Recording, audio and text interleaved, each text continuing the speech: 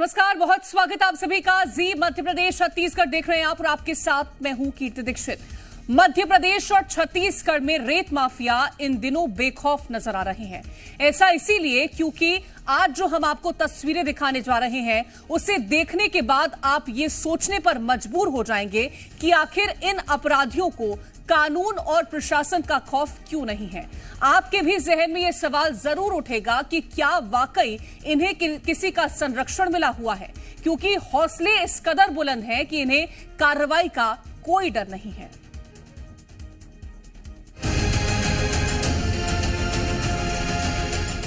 MP में बेखौफ खनन माफिया।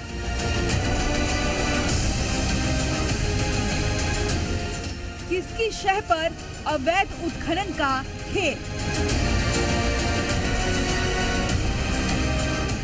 माफिया उड़ा रहे कानून की धज्जियां।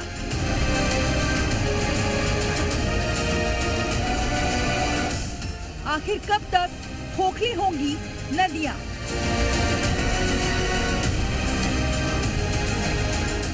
बेलगाम माफिया लगाम कब। मध्य प्रदेश और छत्तीसगढ़ से अवैध उत्खनन की कई तस्वीरें सामने आई। कहीं बंदूक की नोक पर नदी को छलनी किया जा रहा है तो कहीं नदी के पानी को रोककर माफिया अपने काले कारोबार को बढ़ाते नजर आ रहे हैं। ऐसे में सवाल है कि आखिर कब तक उत्खनन का ये अवैध खेल जारी रहेगा और क्या बेलगाम रेत माफिया पर लगाम लगेगी। रिपोर्ट देखिए।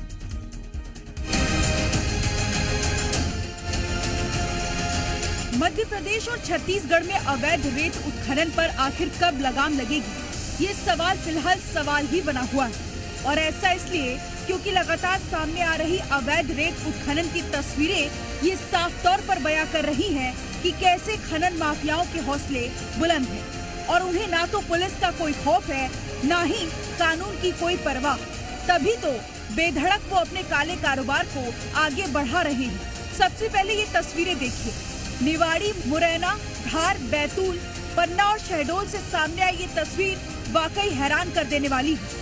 जहां एक तरफ पुलिस की कार्रवाई जारी है तो वहीं दूसरी ओर बिना किसी खौफ के रेत माफिया अवैध उत्खनन का काला कारोबार जारी रखे हुए हैं। रेत के खेल के कितने मोहरे हैं इसको बता पाना फिलहाल तो संभव नहीं है, पर मेरे पीछे जो ये कैन नदी बह रही है इसमें सैकड़ों ट्रक रेत रात के अंधेरे में उत्खनन करके बेच दी जाती है। एक तरफ अवैध उत्खनन का काला कारोबार जारी है तो वहीं दूसरी ओर पुलिस कार्रवाई का दम भर रही है। कहां से कितने उत्खनन की मशीनें जब्त की गयी, जरा वो भी सुनिए।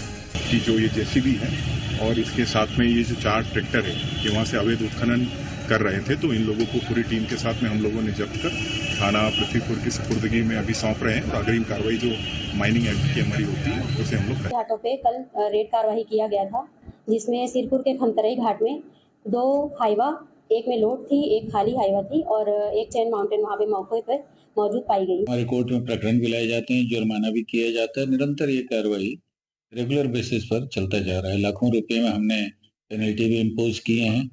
407 ट्रक जो रेत लेकर जा रहा था, जो उसके सामने 2 गाय के आने से टकरा कर पलट गया। उस घटना में दोनों गाय की मृत्यु हो गई। अपराध पंजीबद्ध किया जा रहा है। अभी ड्राइवर की तलाश की जा रही है, वो समय घटना से भाग गया है। मध्य प्रदेश और छत्तीसगढ़ में रेत माफियाओं के हौसले फिलहाल बुलंद ही नजर आ रहे हैं। नदियां खोखली हो रही हैं, कानून की धज्जियां उड़ाई जा रही है। ऐसे में अवैध उत्खनन को लेकर एक ठोस कदम उठाए जाने की जरूरत है। ब्यूरो रिपोर्ट, जी मीडिया।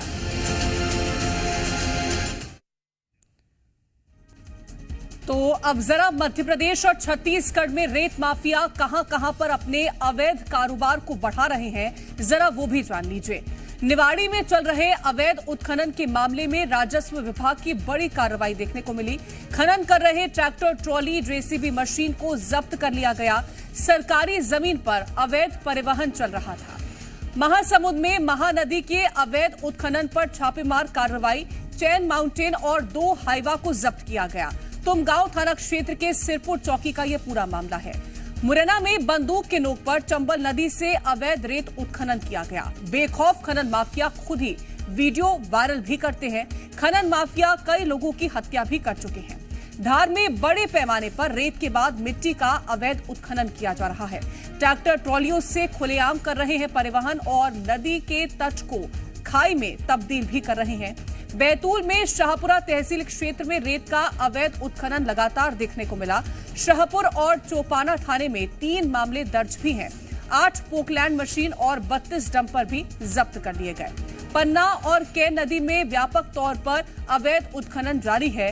नदी का पानी रोक करके उत्खनन किया जाता है। 5 LNT मशीन और 25 ट्रक डंपर जब्त किए गए हैं। और अब आपको कुछ आंकड़े बता देते हैं जो कि वाकई हैरान कर देने वाले हैं।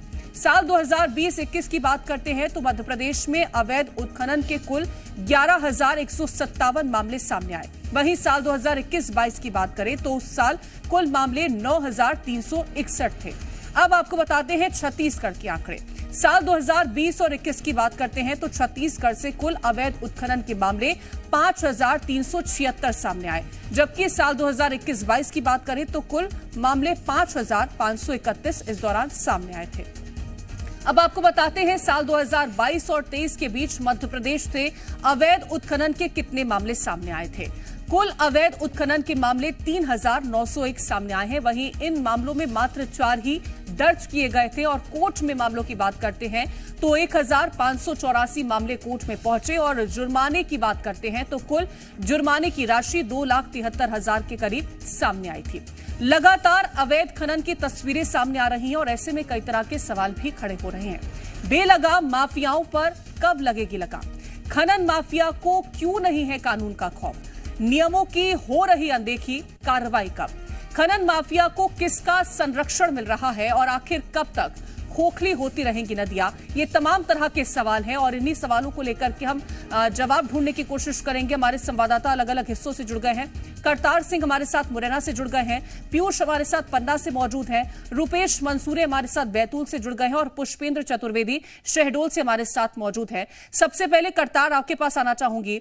लगातार अवैध उत्खनन की जब हम तस्वीरें देखते हैं तो कहीं ना कहीं जो रेत माफिया हैं उनके हौसले इस कदर बुलंद नजर आते हैं जो कि आमतौर पर लोगों पर भी हमला करने से गुरेज नहीं खाते हैं। आखिरकार किसका संरक्षण है इनको?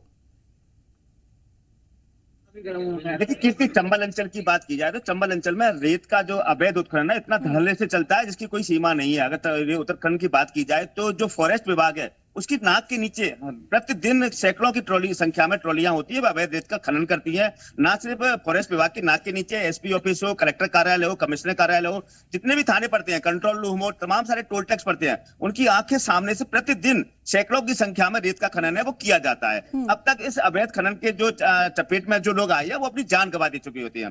चाहे वो आईपीएस नरेंद्र कुमार हो, 2012 में उनकी ट्रैक्टर से कुचल के हत्या कर दी गई। उसके बाद में तमाम ऐसे कर्मचारी अधिकारी हैं जिनकी हत्याएं कर दी गई हैं, उनको हत्या का रूप ही दिया गया है। किस तरीके से अभी 2 दिन पहले ही एक जो बुजुर्ग बेटे के साथ आती है और उनके बेटे को कुचलकर मार दिया जाता है। तो आंकड़ों की अगर बात की जाए तो ग्वालियर चंबल डिवीजन में यहाँ जो रेत और पत्थर का जो अवैध खनन है इतनी बड़े स्तर पर जारी है जिसकी कोई सीमा नहीं। यहाँ पर प्रतिदिन सैकड़ों की संख्या में जो रेत की ट्रॉलियां हैं और डंपर हैं वो निकलते हैं। अधिकारी और जो नेता हैं उन सबका कोई भी इन पे कोई मतलब नेताओं की अगर बात की जाए तो नेताओं का इन पर संरक्षण होता है, जिसके चलते अधिकारी कभी कोई कार्रवाई कर नहीं पाते। कार्रवाई की अगर हिम्मत करते हैं तो उनका ट्रांसफर करा दिया जाता है या वो अधिकारी फिर चुप बैठ जाते हैं। तो बड़ी कार्रवाई कभी होती नहीं है और ये जो नंगा नाच है दिन रात चलता है, बदस्तूर ये जारी है। सुबह से लेकर रात को अगर चंबल में देखा जाए तो हजारों की संख्या में ट्रैक्टर्स हैं, उनसे जो हाइड्रा होते हैं उनके द्वारा रेत का निकालना किया जाता है। तो यहाँ हालात बद से बदतर है लेकिन किसी प्रकार की कार्रवाई होती हुई दिखाई नहीं देती। मैं लौटूंगी आपके पास। पीयूष, पन्ना की जब हम बात करते हैं तो कहीं ना कहीं तस्वीरें जरूर ये निकल के सामने आती हैं कि चाहे ट्रैक्टर ट्रॉलियां हो उनको जब्त कर लिया जाता है, पोकलैंड मशीन से उनको जब्त कर लिया जाता है, लेकिन उसके बावजूद भी जो अवैध उत्खनन का काम है वो कहीं ना कहीं रुकता हुआ दिखाई नहीं देता है। इसके पीछे की वजह क्या है? देखिए, मध्य प्रदेश के हर जिले में कमोबेश स्थिति यही बनी हुई है कि जो कार्रवाई है उसको करने के लिए अधिकारी कतराते हैं और यदि कोई अधिकारी कार्रवाई करता भी है दम भर करके, तो उसको इतना दबाव में उसके ऊपर दबाव रखा जाता है कि वो कार्रवाई अपने लक्ष्य तक नहीं पहुंच पाती है कि खनन माफिया के ऊपर कोई कार्रवाई हो पाए। और यही पन्ना में देखने के लिए मिला कि जो एसडीएम ने कार्रवाई करी थी कि उनके 5 एलएनटी मशीन और 25 डंपर जो जब्त किए गए थे वो माने कथित तौर पे वहां से गायब हो जाते हैं और सिर्फ 4 एलएनटी मशीन, 2 डंपर और 1 ट्रक की जब्ती की जाती है। तो सवाल ये उठता है कि आखिर कौन इतना बेखौफ है, किसको संरक्षण मिला हुआ है, किसके कहने पर इतना जो अवैध उत्खनन है वो जारी है। और यहाँ पे एक बात और बताना चाहूंगा कि जो ये नदी है, इस नदी की धारा को रोक करके यहाँ पे अवैध उत्खनन किया जाता है, जो एनजीटी के नियमों का पूरी तरीके से उल्लंघन है। तो जो एनजीटी है दिल्ली में बैठ करके मॉनिटरिंग करती है पूरे देश की नदियों का और इन क्षेत्रों का, तो वो क्या कर रहे हैं, यहाँ के जो बड़े अधिकारी हैं वो क्या कर रहे हैं, जो खनिज विभाग इसके लिए प्रमुख रूप से बनाया गया है खनिज विभाग, उसकी भी जो कार्य प्रणाली है, उसकी जो संलिप्तता है वो भी सामने निकल करके आती है। और कुल मिलाकर के यह है कि जो नदी का अवैध उत्खनन है वो लगातार जारी है और होता ये बरसात के पहले बहुत तेजी से किया जाता है। कारण ये कि जब तक कार्रवाई होने की बात आती है तो बारिश में नदियों में बाढ़ आ जाती है और जहां भी उत्खनन किया जाता है वो गड्ढे सारे पानी से भर जाते हैं और उनमें नई रेत आकर के जमा हो जाती है और आराम से जो व्यक्ति होते हैं जिनके खिलाफ कार्रवाई होनी होती है वो नहीं हो पाती। बिल्कुल, जिनके खिलाफ कार्रवाई होने की जरूरत होती है वो कहीं ना कहीं बच जाते हैं इससे। मैं लौटूंगी आपके पास। पुष्पेंद्र हमारे साथ जुड़े हुए हैं शहडोल से। पुष्पेंद्र, वातावरण के साथ खिलवाड़ हो रहा है और इसी के साथ साथ कहीं ना कहीं लोगों की जान के साथ भी खिलवाड़ होता है, क्योंकि जब कार्रवाइयों को रोकना, जब लगातार इस तरह के अवैध उत्खनन को रोकने की काम सामने आते हैं तो कहीं ना कहीं ये जो बदमाश हैं वो लोगों पर हमला कर देते हैं और वातावरण के साथ तो खिलवाड़ कर ही रहे हैं। कीर्ति, मैं तो पहले आपको बता दूं कि शहडोल में भिंड, मुरैना, चंबल जैसा माइनिंग हो रहा है। यहाँ पर अधिकारी कर्मचारियों को समझा नहीं जाता। प्रशासन की बात की जाए तो बेखौफ है खनन माफिया।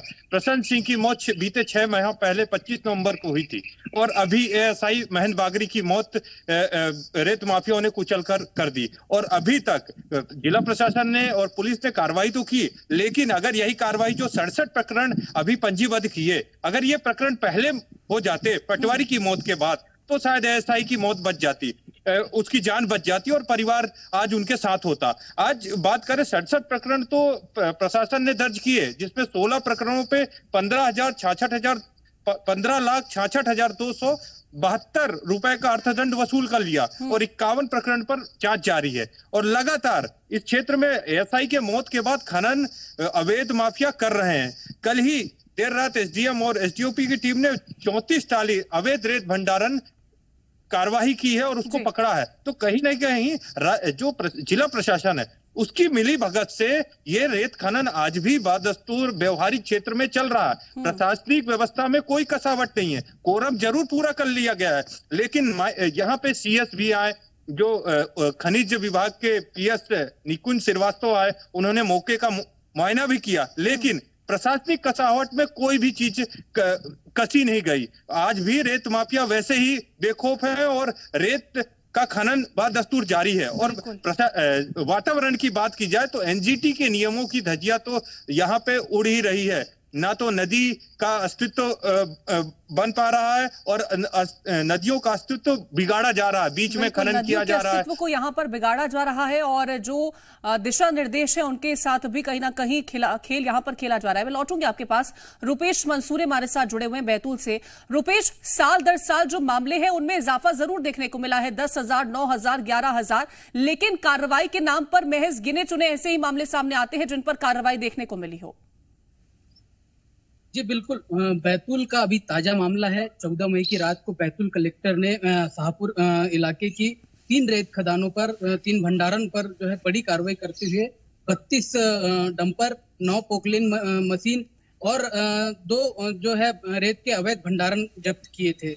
और उस दिन सभी को लग रहा था कि जो रेत माफिया है उस पर बड़ी कार्रवाई होगी और यहाँ पर जो है स्थिति सुधरेगी, लेकिन आज जो खबर आ रही है कि 2 दिन पहले से जिन रेत माफियाओं पर थाने में एफआईआर दर्ज की गई है, शाहपुर और चोपना थाने में जिन रेत माफियाओं पर एफआईआर दर्ज की है, नामजद एफआईआर हुई है, वही रेत माफिया फील्ड में दोबारा काम करने उतर गए हैं, वही रेत माफिया काम कर रहे हैं और ये सारे रेत माफिया जो है यहाँ के जो रेत ठेकेदार है उनके संरक्षण में काम कर रहे हैं। खुला काम कर रहे हैं। और ये भी जानकारी है कि जो रेत ठेकेदार है उसके पास में रॉयल्टी नहीं है, स्थानीय रॉयल्टी नहीं है, वो बाहर की रॉयल्टी दे करके यहाँ पर अवैध रेत जो है बिल्कुल वो चला रहे हैं। अवैध रेत का यहाँ पर खनन किया जा रहा है। मैं लौटूंगी आपके पास। जन्मजय हमारे साथ जुड़ गए हैं महासमुंद से। जन्मजय, अगर महासमुंद की बात करें तो यहाँ पर हौसले कितने बुलंद नजर आते हैं रेत माफियाओं के?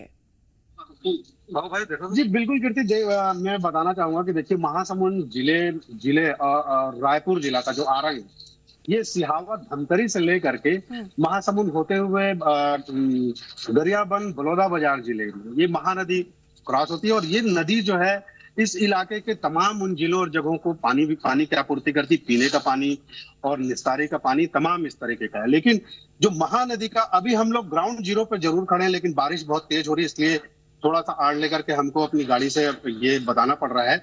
हम लोग हरदी जो रायपुर जिले का जो आरंग से जो लगा हुआ जो रेत घाट है वहां पे खड़े हैं। यहाँ से आर पार वहां महासमुंद जिले का जो ये घाट है मोहकम, वहां से ये जो प्रशासन के नाक के नीचे जो आंख से जो धूल झोंकते हैं और नाक के नीचे से इस तरीके से जो खेल करते हैं, मैं उसमें थोड़ा सा समय लेकर के बताना चाहूंगा कि ये जो प्रशासनिक जो कार्रवाई होती है उसमें ये क्या करते हैं कि जब रायपुर जिले का प्रशासन या खनिज विभाग या कार्रवाई करने आते हैं तो ये महासमुंद के रास्ते निकल जाते हैं, और महासमुंद की जो प्रशासनिक टीम जो कार्रवाई करती है ये रायपुर के रास्ते निकल जाते हैं। तो इस तरीके से इस इलाके में महासमुंद और रायपुर जिले में जो राटाकाट रेत घाट है, हरदी डी है, बेनी डी है, और महासमुंद जिले का जो मोहकम है, खमताई में अभी हाल ही में महासमुंद पुलिस पे कार्रवाई की थी, खड़सा, केडिया डी। और इसमें देखिए आश्चर्यजनक जो बात है वो बहुत ताजुब की बात है कि ये खनिज विभाग की जिम्मेदारी बनती है, लेकिन ये क्या करते हैं, बड़ी लापरवाही है और कहीं ना कहीं एक मिली भगत भी देखने को यहाँ पर मिलती है। बहुत शुक्रिया फिलहाल आप सभी का हमारे साथ इस चर्चा में जुड़ने के लिए।